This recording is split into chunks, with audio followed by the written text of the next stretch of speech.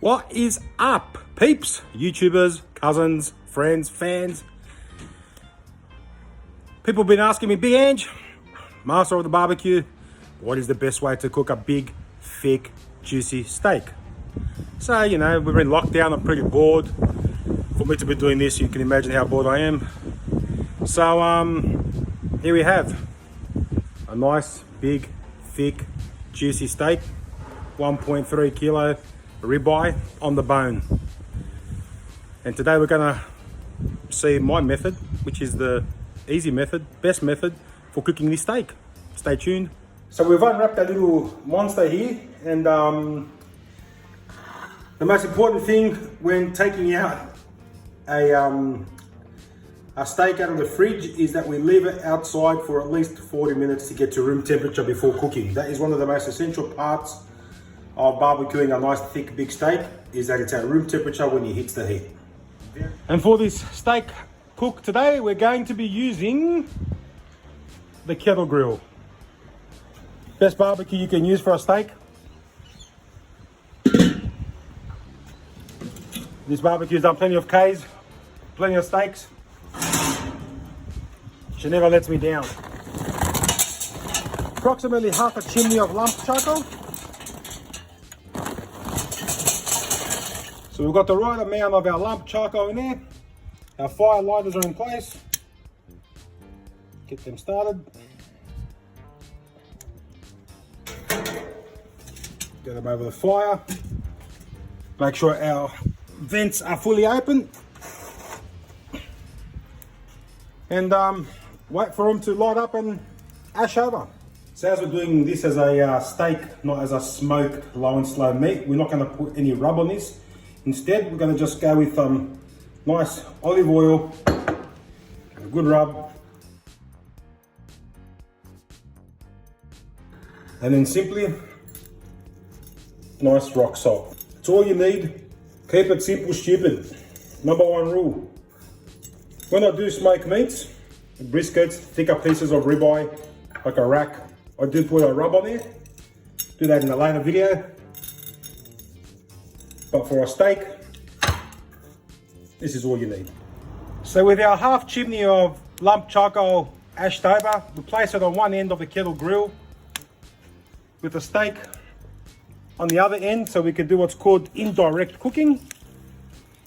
We've got our probe into the thickest part of the meat so we can check for internal temperature. Another gauge here letting us know what the internal temperature of our barbecue is. Now, when you're doing a steak like this, it's not imperative to use smoked chips. The lump charcoal will give it a nice taste as it is. I like a bit of smokiness to mine, so I'll put simply just 2 little chips like this. Nothing special, not too much. I'll just give the flavor I enjoy. Put them over the fire there, and we're right to go. Lid on. And vents fully open to bring it up to temperature faster. See you soon. For anyone that doesn't know about these barbecue thermometers, what they do is they've got different probes. As you can see, I had put one into the onto the barbecue grill to give me the internal temperature of the actual barbecue, and one into the meat. The current temperature inside the meat is 7, or just changed to 8. We want to get that to approximately 50 for a nice medium rare to medium. And the other setting tells you the internal temperature of the barbecue, which is currently 114 degrees. Some purists believe you should allow the barbecue to get to temperature before applying the steak. I've done it both ways and think it's a waste of time.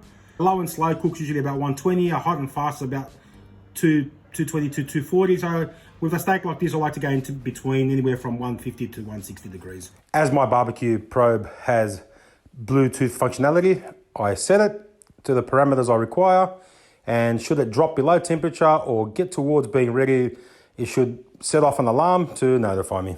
So I just got a warning from my iGrill 2 here that my meat is almost ready. Now medium rare is 54 degrees. Because we're going to use the reverse sear method, we don't want to get up to temperature just yet. So we want to get close enough. So right now 49.50 should be okay to take it off. It just clicked over 50 now. There's our steak. Coal's nice and strong still. Got a beautiful steak there with our rock salt on it. Looking divine. Just do another test as well with another thermal probe. This one here's got it at 46. Bit inconsistent there because of the thickness of the meat. But overall, we're around right. So at this stage, what we do is take our temperature probe out. Take our steak off. And put it for resting for 10 to 15 minutes. I like to use this barbecue warmer, but you might like to just put it in a plate and cover with foil. So in she goes for now. At this point, while the meat is resting away, we can add more charcoal to this fire to get it hot for the reverse sear.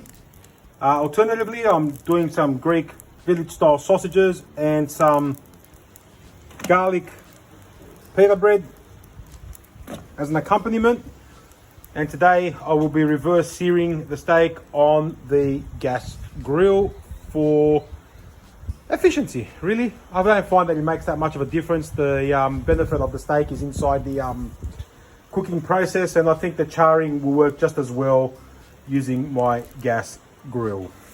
Hand cut chips in olive oil, the perfect accompaniment to any Greek lunch. So we've been resting for a good 15 minutes now. Got our steak in here. And we'll just check. We left it at about 50 degrees before, between 46 and 50. It's maintained 50 degrees in the center, which is absolutely perfect as we want to get it to about 54 degrees. We've got our grill here preheated, piping hot. Here we go now with our steak. So you want to hear approximately 2 minutes on each side should get us the temp and giving us that nice char sear that we desire. We give it the 90-degree turn to get that crisscross effect that everyone so desires.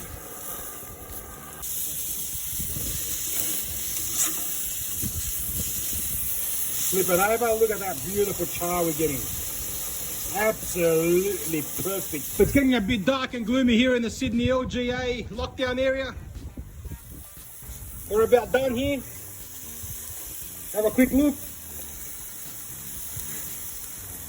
51 degrees, 52 degrees.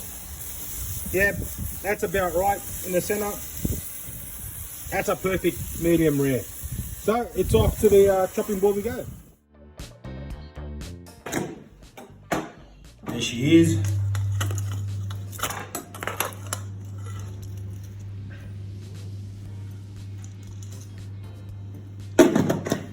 Beautiful succulent 1.3 kilo Angus ribeye steak on the bone.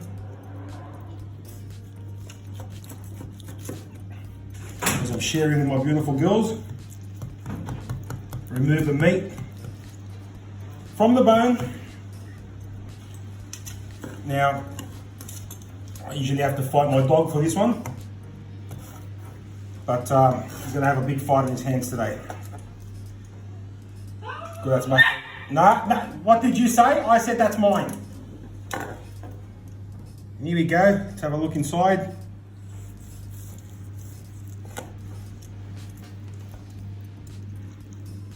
Nice, pink, juicy, just the way my wife likes it. Medium, not really medium rare, so have to keep everyone happy, but that's absolutely perfect. Well, there you have it. We're just about ready for lunch, and it's time to eat. Girls, come and get it!